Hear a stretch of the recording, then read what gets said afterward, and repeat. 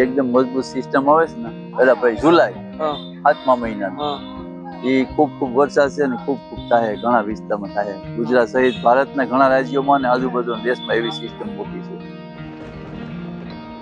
નમસ્કાર, હું છું જોગલનાથા અને મારી સાથે સાગર જોશી. અમે બંને મિત્ર આવી ગયા છે પોરબંદર જિલ્લાના એક કવલકા કરીને ગામડું છે. આ ગામમાં હું તમને ભીમભાઈ વડોદરા કરીને એક ખેડૂત છે. પક્ષીઓના ચેષ્ટાઓ અને એમના લક્ષણો, એમની બોલવાની ચાલ હાવભાવ પરથી વરસાદનું અનુમાન કરે છે. દર વર્ષે હું આ ભીમભાઈને મળું છું અને એમનું કહેવાનું શું હોય છે હું તમને ટૂંકમાં આખો વિડીયો બતાવું. રામ રામ ભીમભાઈ. રામ રામ રામ રામ. મજામાં? મજા જોગલભાઈ, મજા.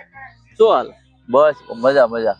મારે તમને એ પૂછવું છે, કેવું વર્ષ છે આ વર્ષે? કેવો વરસાદ? વરસાદ ખૂબ છે. એમ? સારું વર્ષ છે. આમ 4 મહિનામાં ભાગ અલગ અલગ કરીએ તો કયા વરસાદમાં વાવણી ક્યારે થશે?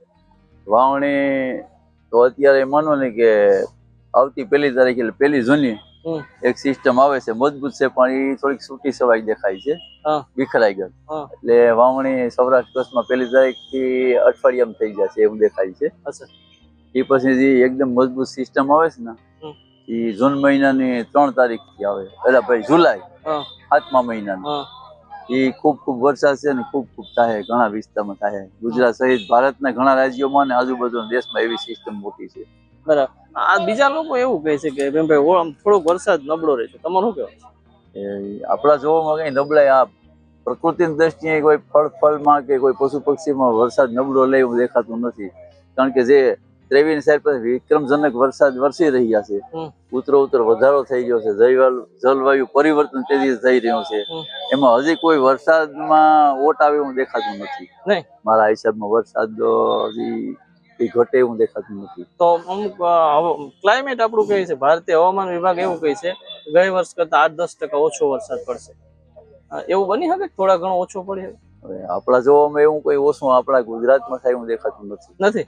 વચ્ચે ગેપ પડશે કે એવું લાગે? ગેપ તો નહીં પડે. નહીં? સતત આ ઓગસ્ટમાં વરસાદ રહેશે? વરસાદ રહેશે.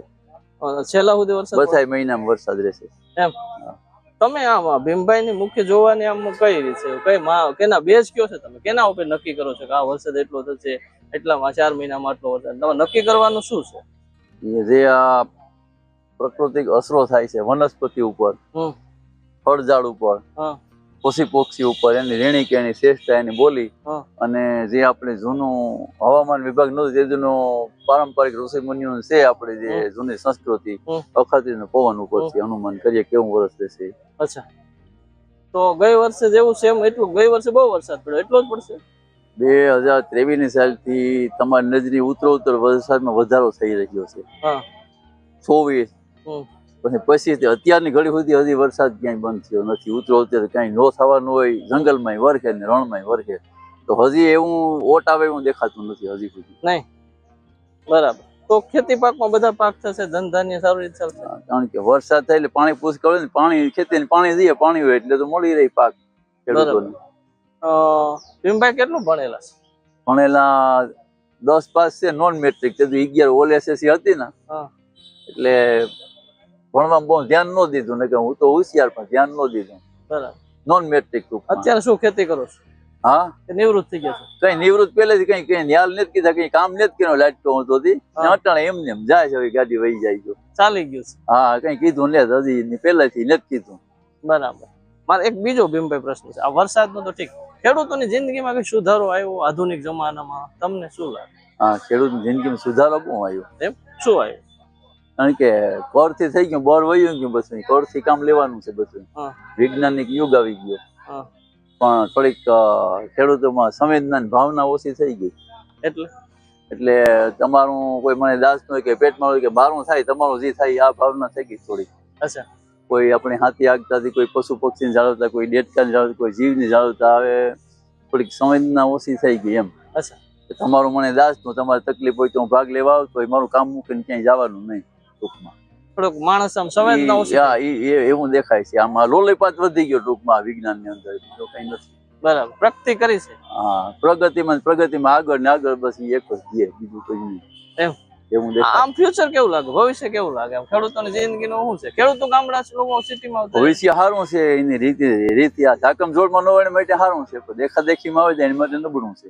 એમ પોતાની રીતે હોય તો આપડે ભાગથી જાજુ ભગવાન દે દીધું દરેક ની. હા. ઘેર ઘેર રજવાડા છે દરેક ની. હા. હવે ભોગવી હગે તો સારું છે, ને ઝેર જીવું છે ન ભોગવી હગે.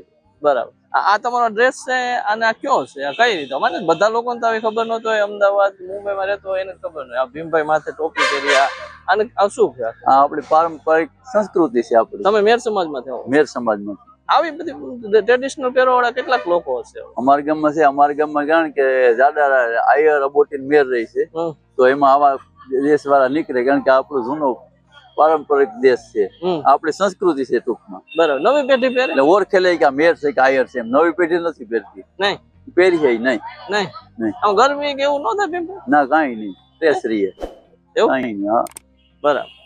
આ ભીમભાઈ છે, હું એમની વાડીએ પણ જઈ આવ્યો છું, એને કવલકા ગામ પણ ગયો હતો, અને એમની આખી વાત છે એ ખરેખર અનોખી છે. એમનું કહેવાનું છે કે વરસાદ સારો થશે. બસ આટલું. જય જય ગરવી ગુજરાત.